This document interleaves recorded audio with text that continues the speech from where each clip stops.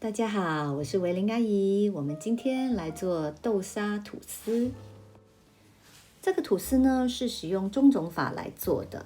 中种法做出来的吐司面包呢，含水量比较高，吃起来呢更柔软，组织呢也很细腻。不过使用中种法的唯一缺点呢，就是它发酵的时间比较长。但是它做出来的吐司呢，真的是非常的细密，还可以这样拉丝出来。我觉得你要是有时间的话，这款吐司真的是非常值得的尝试。中种法的面种就是把酵母、水、面粉搅拌均匀，让它在室温发酵1到2个小时。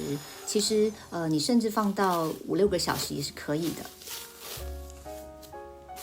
这是面团放置室温20度4个小时之后的样子。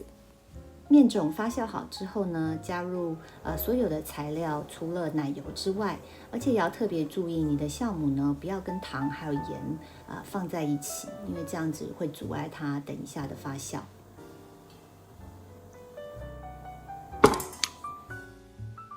把面团打到能够拉出一个厚的薄膜。如果室温比较高的话，可以包一个冰袋，防止面团在搅打的时候温度过高。面团的温度尽量不要超过26度，因为它会导致吐司组织比较粗糙，影响最后的口感。有厚膜之后呢，你就可以加入奶油，然后呢继续的搅打，直到它开始变成光滑而且很有韧性的状态。如果能够揉出一个手套膜的话，这样就更好了，因为面包会更细致。这时候我们可以把面团滚圆，进行第一次的发酵。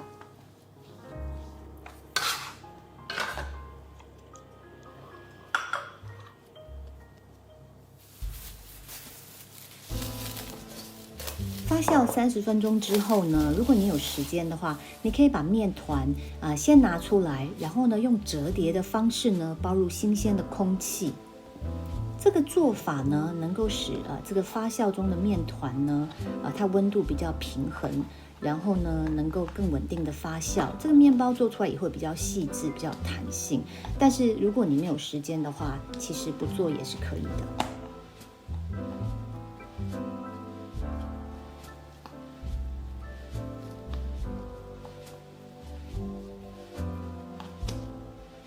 折叠好的面团呢，再放回碗里，继续的发酵，直到它成为原来的2倍大。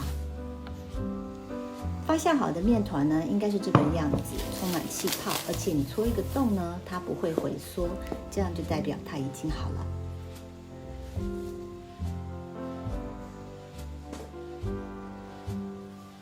我常常告诉大家，如果你们的馒头要很光滑的话，就是要3擀3折，把气泡给压出来。但是要记得，你现在是在做面包，不是馒头。如果你把所有的气泡都压出来的话呢，你的面包就会硬得跟石头一样。所以真的是轻轻的擀开来就可以了。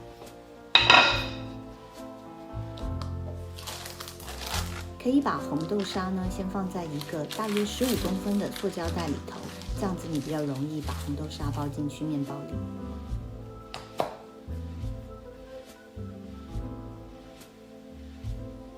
捏紧2端，不要让豆沙漏出来了。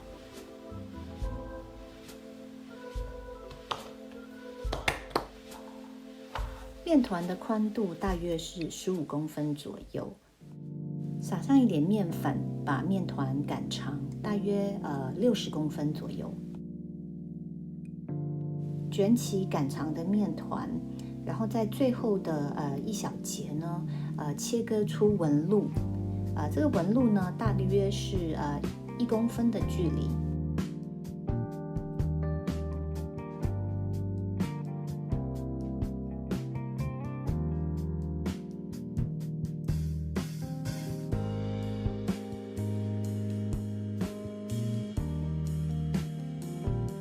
收口朝下，我们就可以准备进行第2次的发酵。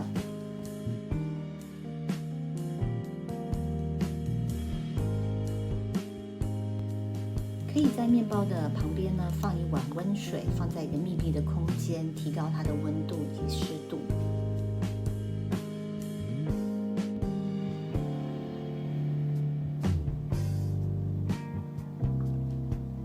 涂上蛋黄，可以使烤出来的面包色泽更漂亮，也可以再撒一些白芝麻，让它更有风味。放入预热好的烤箱，150度先烤20分钟，再把烤箱的温度转到130度，然后继续烤15分钟，这样就可以了。中种法做出来的吐司真的是非常的绵密，非常的好吃。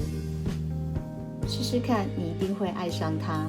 如果你喜欢今天的视频，请帮我点赞，并且订阅我的频道。我们下次再见，拜拜。